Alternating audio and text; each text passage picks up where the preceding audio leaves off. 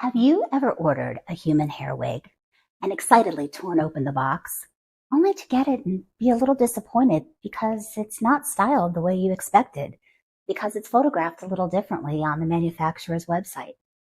Well, calm down, because probably there's nothing wrong with your wig. Unless you are purchasing from a manufacturer that offers customization services, the majority of human hair wigs are going to come one length, completely straight, and you're going to need to do some customization to get it to look like whatever's featured in that stock photo. The good news, it's not difficult. I am completely inept in terms of hairstyling, and I am far from an actual stylist. And even I have been able to figure it out. Wig number 071 is actually, yours truly, featured on the WigShe website. And it's really curly on their website. But it came to me completely straight and one length. I'm going to show you step by step how I transformed that. And it's very, very simple. If you want to learn how to do it, stay with me and I'll take you through the steps. Be right back.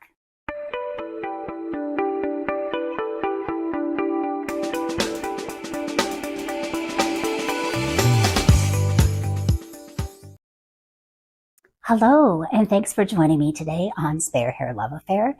My name is Veronica. So we're going to do something a little different today, and I'm going to ask you to bear with me because I have never actually filmed a full-length tutorial, but we are going to give this a whack.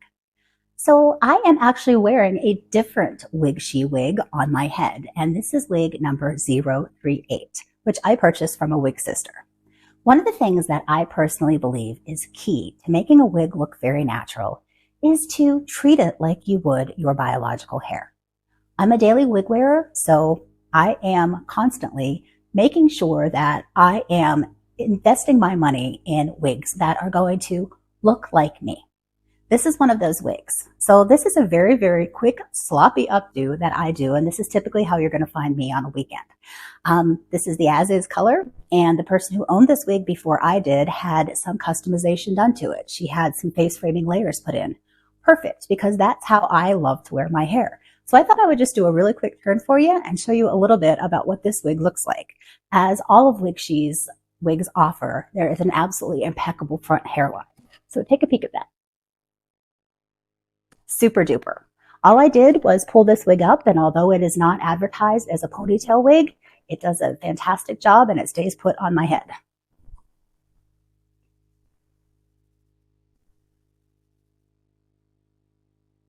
So this is wig 038. But the one we are going to talk about today is the first WigShe I have ever had, and that is wig 071. And I want to show you how I have been able to transform her from the straight version that I received in the mail to the very, very curly version that, like I stated, is on their website. And it's really super simple. So I am going to show you a couple products that you are absolutely going to need to have to be able to do this project. Some of you, if you are regular wig wearers, probably already have these things. I am just suggesting the things that I have, but you absolutely could purchase different versions of those. So please don't think that these are the absolute brands you need to have. I receive absolutely no commission off of any of these products that I am using in the video. So let's take a look. So let's take a real quick look at the materials you are going to need for this styling tutorial, or at least the ones that I'm going to use in this video. In my estimation, probably the most important item you are going to need next to a hot tool is going to be some sort of thermal heat protectant. Now, I am using Lange, which is just about at the end of its shelf life here because I use it to protect all of my human hair wigs. But I would say that a thermal heat protectant is one of the most important things to protect your human hair wig investment. So we're going to use a lot of this throughout the tutorial. I'm also going to be using a wand type of curling iron. It's been my experience that for the style I'm trying to achieve, a wand barrel as opposed to a regular clip type of barrel curling iron kind of gives me longer lasting and tighter curls. So I'm using, again, the Lange brand. Typically, these are a little more spendy than other brands that you could pick up.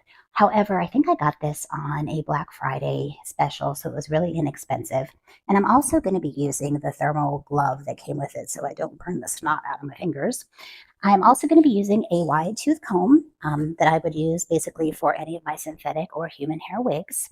I'm also going to be using these longer kind of clips for sectioning the hair as I work. I think I bought these from Amazon, but I know I've seen them at Walmart and Target as well. And finally, one of the most pivotal things that I could recommend to you for styling a wig, whether it's going to be human hair or whether it is a heat-friendly synthetic, is going to be a mannequin head of some sort, whether it's going to be a cork head or a rubber mannequin head like I am going to use for purposes of today's demonstration. But in order to secure your wig while you're working on it, you are going to need what are known as T-pins.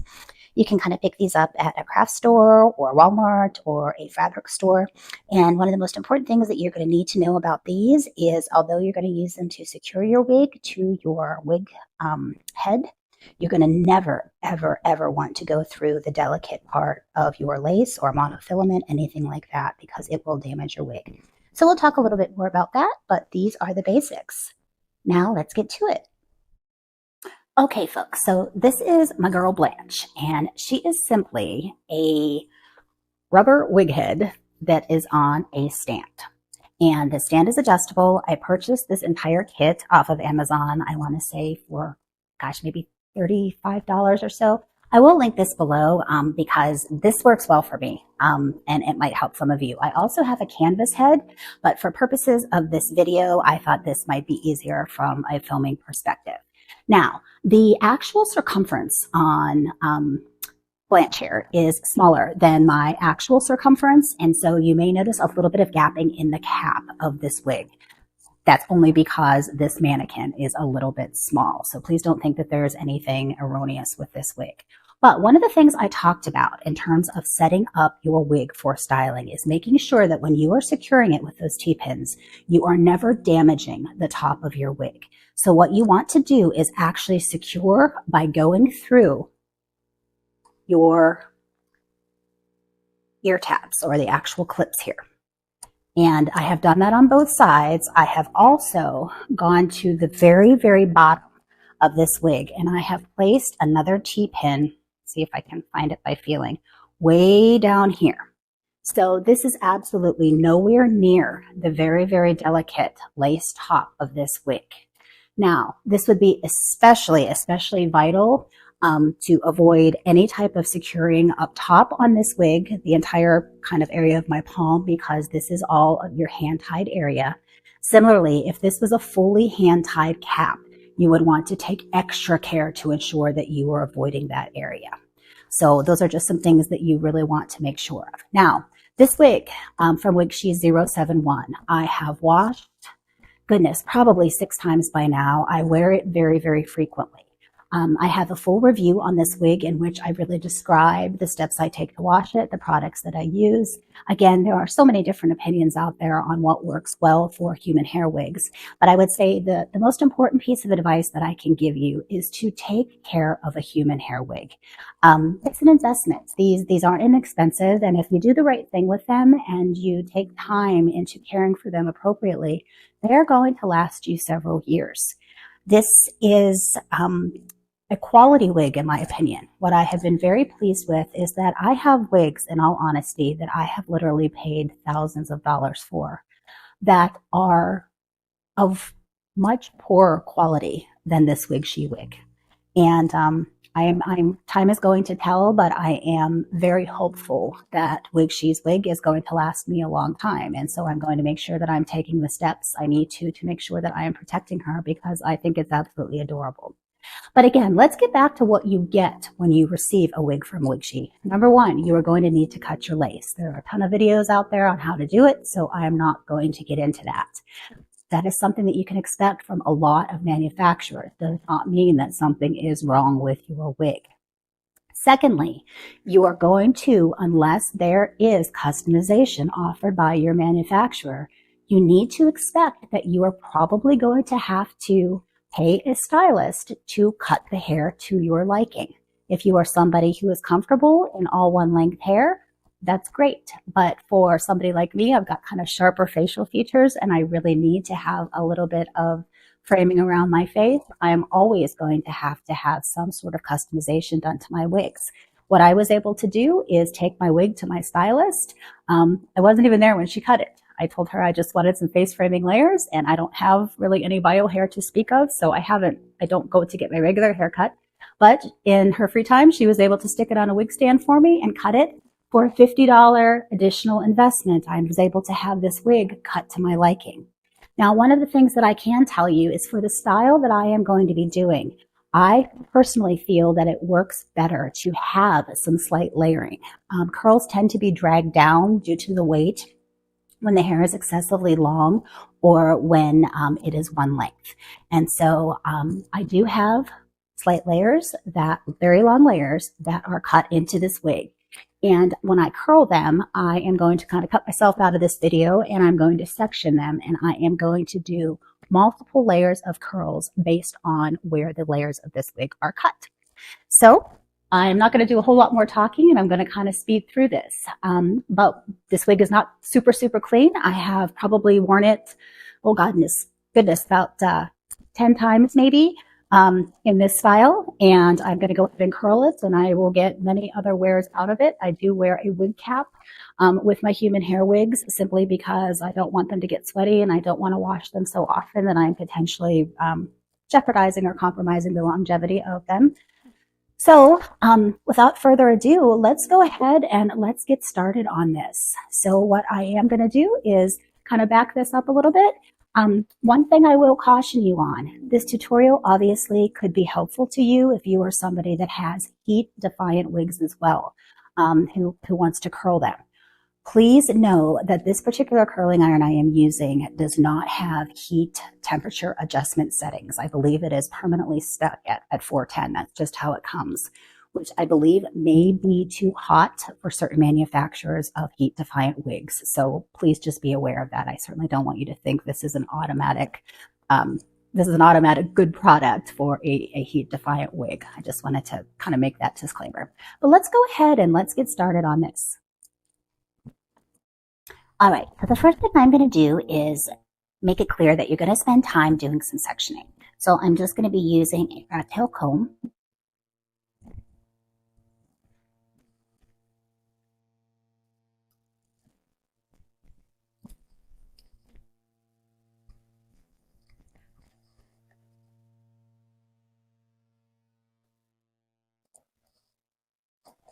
And I'm going to section, and I'm going to twist. And I'm going to use one of my long clips and secure her up. Same thing over here. Just give it a twist and get her out of the way.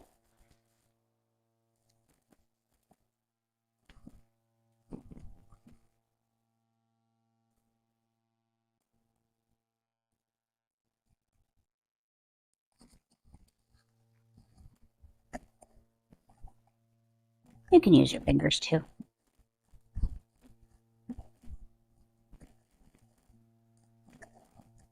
And you'll see that this is the cap in the back, so you're going to see those wefts if it was hand tied. If you weren't going to be able to see anything like that. This is the 120% density, which I find offers me a very, very natural appearance. Okay, now we are going to get to curling. So I'm hoping you are able to see this. All right, now we're going to get to curling. First thing I'm going to do is grab a section approximately this big, and I am going to give it a spritz of my thermal protectant spray. Now, when I am curling with my wand and doing this hairstyle, I like to rotate away from the face until I get to the middle, and I'm going to switch and do away from the face on the other half. So I always start with my wand, and I'm going to point it down. I am going to rotate and twist going inward.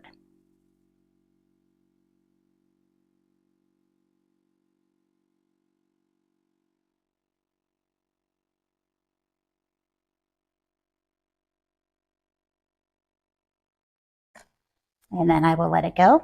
Usually I hold it just for a second so that it cools.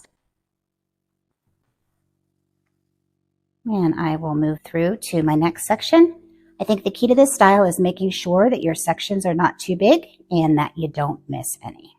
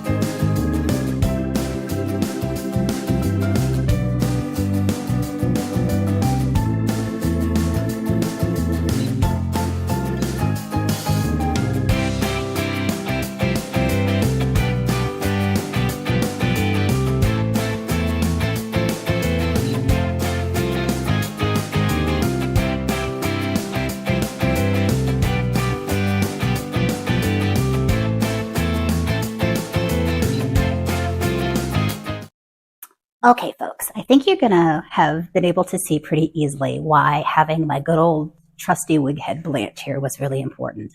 The number of curls and the amount of time that this takes really would have been excruciating if you were trying to do this while the wig was on your head. So essentially, we've got curls going all the way around this wig. And I think you have been able to see I don't really have a great technique in terms of separation. It's not like when your hairstylist curls your hair, the separations aren't even. I don't think it matters. This is kind of a very kind of unstructured beachy wave. And as long as you are not missing pieces and you're making sure that your directionality remains consistent, I think it turns out cute every time. So what we're going to do at this point is we are just going to break these curls up with our fingers a little bit. And I basically just do some gentle raking.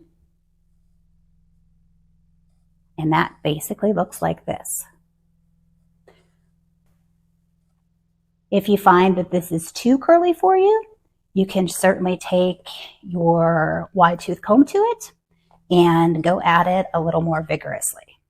But what is fantastic about this, and one of the reasons that WigShe actually markets this as a wavy wig, is that when this is wet, the texture is wavy, which leads it to hold curl amazingly well. And so these curls that I have in here, if you want, you can add hairspray. I typically don't because I don't like to have buildup on my human hair wigs. But even without adding hairspray, I am typically getting, my goodness, at least 7 to 10 days in this style without having to do touch-ups. And by then, I'm ready for a wash anyway if I'm wearing it daily. So let me put this on for you real quickly and we'll see how she looks. But here you go.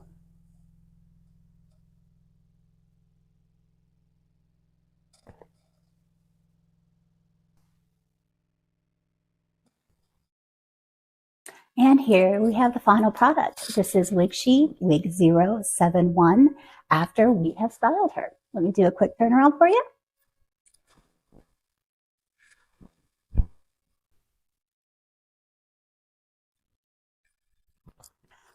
hope this video has been helpful, and I really thank you for joining me today on Spare Hair Love Affair.